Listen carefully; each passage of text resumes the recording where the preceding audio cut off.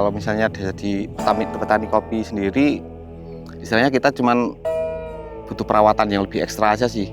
Orang biasa memanggil saya Mr. Aris. Saya dari Gembiro Sukomarto Jumo. Mungkin nama saya Andi dari Cepit Pagar Gunung. Ya biasanya saya pekerjaannya utama di petani sayuran, terus musiman itu cuman sekarang sambil istilahnya menggarap kopi, tanaman kopi, tapi ya sekedar telancaran semacam apa ya, tanaman pendamping jadinya.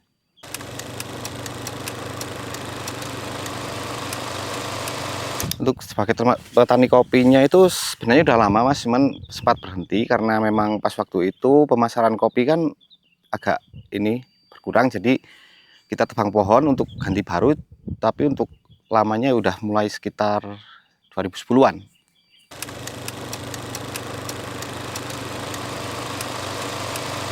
Untuk kopi Temanggung sendiri, setahu saya yang terbanyak itu Robusta. Cuman untuk wilayah sini, hampir rata-rata tanamannya semuanya Arabica. Karena memang yang cocok di sini, ditanam di sini itu memang Arabica. Untuk Excelsa sendiri, biasanya tanaman lama, Mas. Jadi istilahnya nggak terlalu banyak. Kalau kopi biasanya itu istilahnya kita waktu panennya 1 tahun sekali.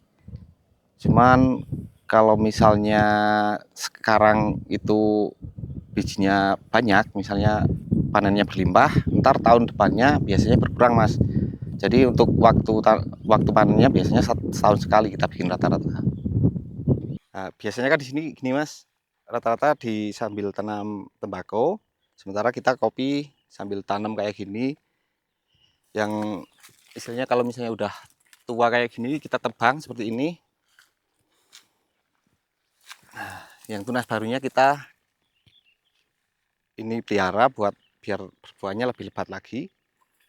Sementara kalau misalnya udah apa kayak gini udah mulai istilahnya produksinya udah mulai nggak aktif. Nah, kalau misalnya yang baru dipotong seperti ini ya. Nah, tunas-tunas barunya kita biarin tumbuh buat apa? Biar tanamannya lebih ini produksi kopinya lebih banyak.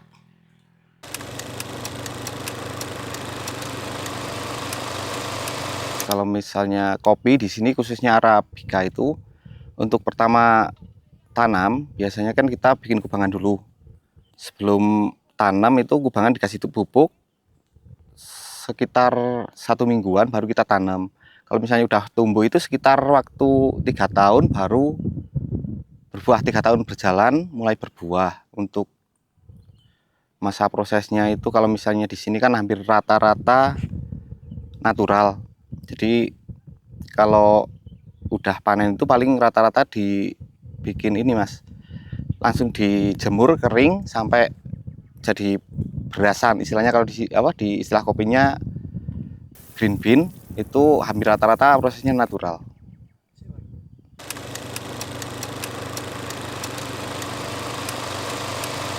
Untuk natural sendiri kan istilahnya lebih ke ini ya, lebih ke alami. Jadi memang kopi itu nggak diapa-apain, memang jadi prosesan apa ya, tanpa diapa-apain.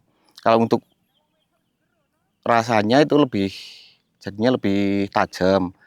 Untuk yang proses yang berikutnya lagi, kalau misalnya honey itu dikelupas kulitnya, terus dijemur. Kalau misalnya udah kering, nah itu jadi berasan lagi. Cuman itu rasanya itu cenderung ke lebih ringan gitu ya.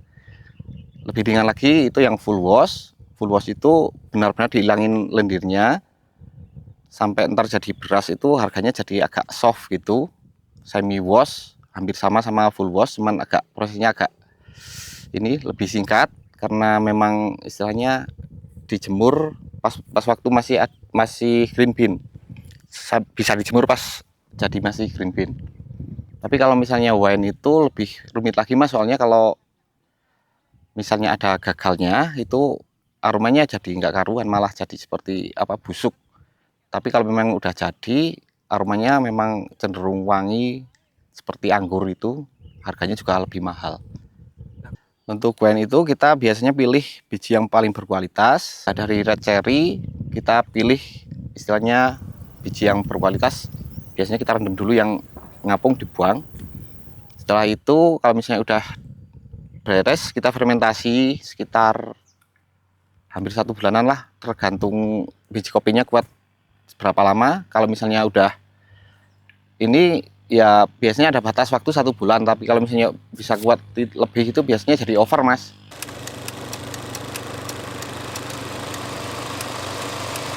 Kalau sebagian besar yang umumnya di sini Arabica itu kan telacaran. Jadi yang punya telacaran itu biasanya cuman diproses jadi natural. Nah, paling kalau misalnya lihat posisi tanaman jadi kayak gitu, yang udah agak apa istilahnya agak rapet, tapi cuman istilahnya masih bisa buat tanaman yang lain. Jadi kita nggak butuh proses apa-apa, tinggal jemur aja kan. Tapi kalau misalnya yang punya tanaman kopi lebih banyak, biasanya mereka suka memproses istilahnya coba-coba sambil apa istilahnya sambil ya istilahnya bikin wine, bikin apa full wash, bikin honey, itu paling dibagi-bagi gitu, Mas. Cuman untuk istilahnya dari kualitas dari petani yang mengerjakan sama yang memang mereka istilahnya penggarap kopi memang beda, Mas.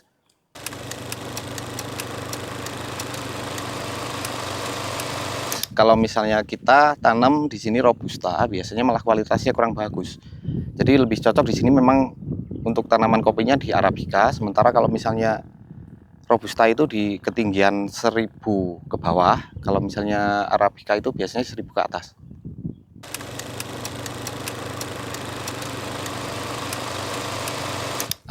Kalau misalnya udah jadi green bean itu biasanya roastery nggak semua roastery bisa nerima sih, Mas. Kadang kalau memang mereka roastery suka apa prosesnya sendiri yang dari awal dari cherry sampai jadi green bean atau jadi roast bean itu mereka proses sendiri, kadang harapan dari petani nggak mereka terima. Maka jadi kalau misalnya dari petani itu lebih ke lari ke pabrik untuk jadiin ini apa namanya blend buat produk kopi mereka.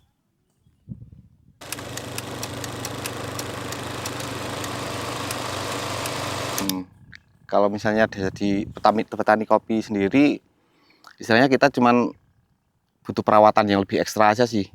Tapi untuk masalah apa ya pasar atau apa itu memang kita kan istilahnya kopi ya semacam komoditas yang memang dicari kan. Jadi kita keuntungannya lebih ke ini, lebih ke bisa menunggu harga sesuai baru kita jual, istilahnya gitu.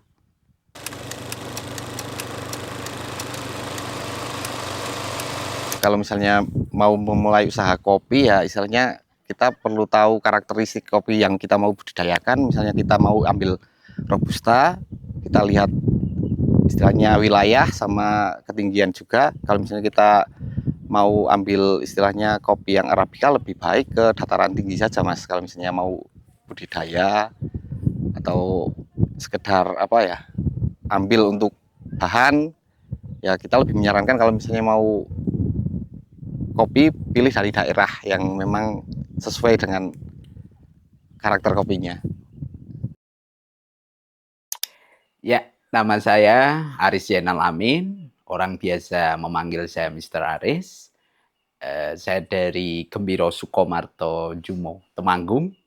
Keseharian saya sebagai kepala sekolah SMP Islam Ngadirjo saat ini, dan dari beberapa tahun yang lalu saya juga membuka usaha bisnis coffee roastery dan jual beli green bean coffee.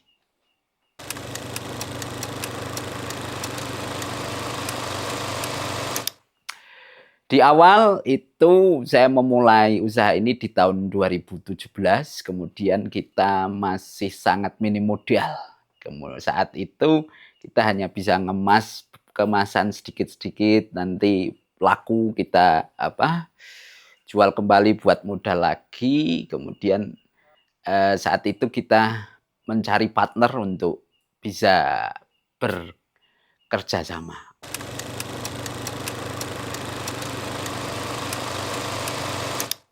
Roastery adalah proses dari proses pemanggangan dari green bean ini menjadi roast bean.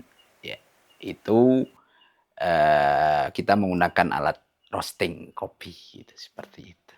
Ya.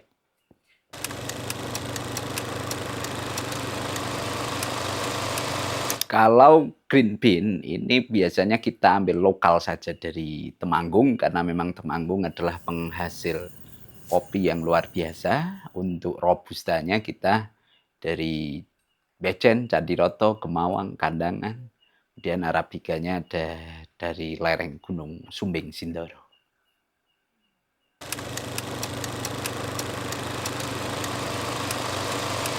Oh ya, untuk level roasting sendiri itu yang saya pahami ada 3 macam, yaitu level light, medium, kemudian ada dark, gitu ya. Untuk level light itu biasanya rasa yang dihasilkan itu adalah asam, ya. Untuk rasanya itu fruity atau asamnya dapat banget. Rasa originalnya itu dapat. Kemudian untuk aftertaste-nya itu juga lebih clear, gitu. Dan untuk medium itu biasanya medium itu memunculkan rasa yang asam dan pahitnya. Jadi di tengah-tengah antara itu dapat. Kemudian hasil rasanya itu karamel, coklat itu dapat. Kemudian untuk dark itu lebih kepada apa ya? Lebih kepada smoky, atau ini biasanya orang-orang sini suka medium dark, begitu.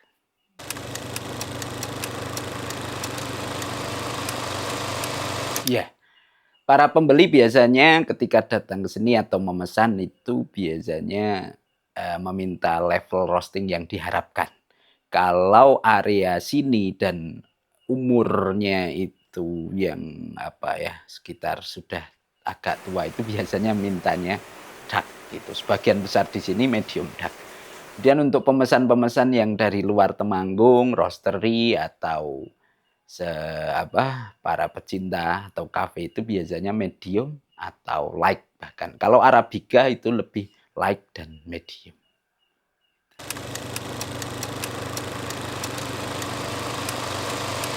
Untuk sekali roasting itu kita ambil mesin ini yang muat 3,5 kilo.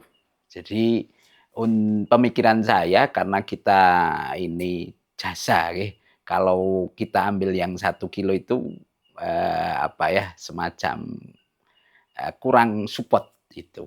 Jadi kita ambil yang 3,5 kilo dan pembuatnya dari 25 mesin roasting yang kita punyai itu dari saya ambil dari sahabat saya, Mas Suprito, ini lokal sini saja yang buat.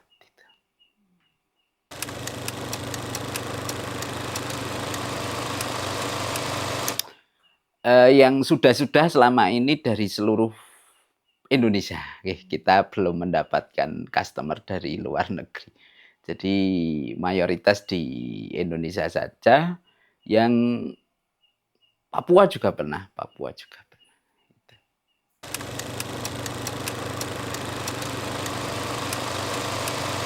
Untuk stok green bean itu kita banyak, banyaknya ini berkisar 1 ton ke atas. Karena untuk sini memang saya fokuskan di Arabikanya.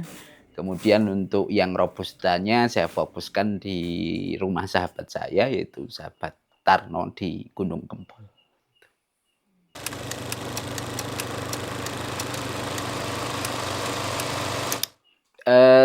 Itu kita melayani semua orderan. Ada yang 1 kilo, ada yang 500 kilo, ada yang 1 ton, ada yang 2 ton. Jadi semua kita layani dengan sebaik mungkin.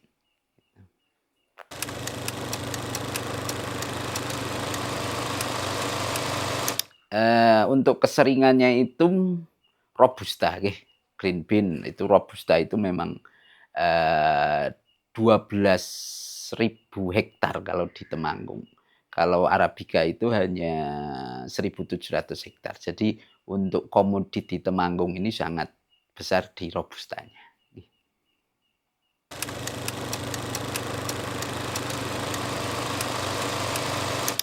Untuk proses roasting sendiri itu dari awal kita menghidupkan mesinnya, kemudian kita juga menghidupkan apinya. Kemudian nanti saat suhu sudah memasuki 180 derajat, kita masukkan ke mesin roastingnya. Kemudian proses roasting itu biasanya itu sekitar 15-an menit. 15-an menit itu nanti sudah bisa menghasilkan roast bean yang bisa kita minta light, medium, atau medium dark, atau dark gitu sendiri. Jadi dalam waktu 15 menit itu satu gorengan atau satu roastery itu sudah masak. Begitu.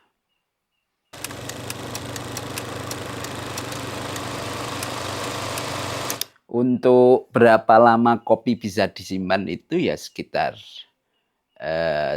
kopi itu bisa sangat lama ya, selama penyimpanannya bagus dengan plastik di dalamnya, kemudian ada karungnya, kemudian bawahnya tidak langsung menyentuh tanah, itu insya Allah selama mungkin bisa, selama ketika menyimpan itu dalam keadaan kering. Gitu.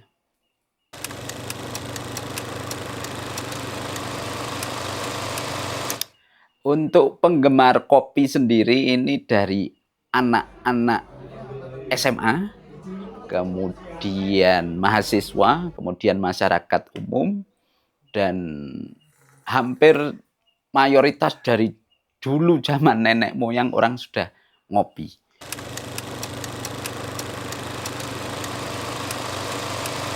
Strategi pemasaran yang paling jitu sekarang ini adalah lewat media sosial.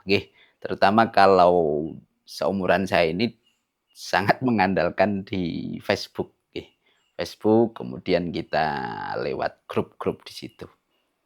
Kemudian saya baru merintis untuk ke TikTok, tapi belum begitu optimal. Ya.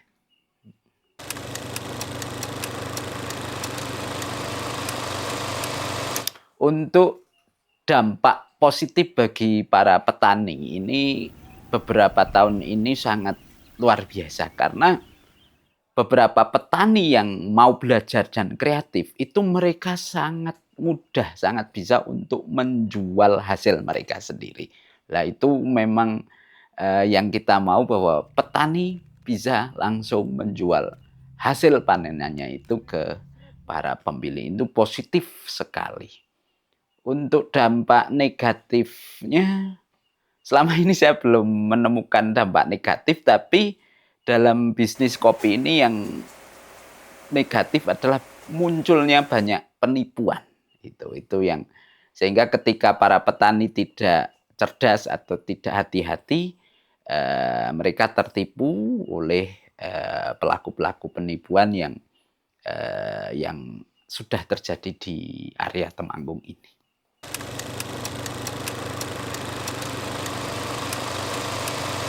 Untuk anak-anak muda yang ingin terjun di dunia kopi, pertama satu harus banyak silaturahim atau dolannya, banyak belajar ke sana kemari. Kemudian yang kedua terus bergerak, terus belajar dengan potensi yang panjenengan punyai. Kemudian berusahalah agar mencarikan market, mengoptimalkan, membuat desain yang luar biasa karena memang anak muda sangat bisa di dunia digitalnya, sehingga bantulah penduduk sekitar agar bisa menghasilkan produksi kopi yang melimpah, bagus, kemudian bantulah mereka untuk memasarkannya ke yang lebih luas dan dengan harga yang lebih tinggi.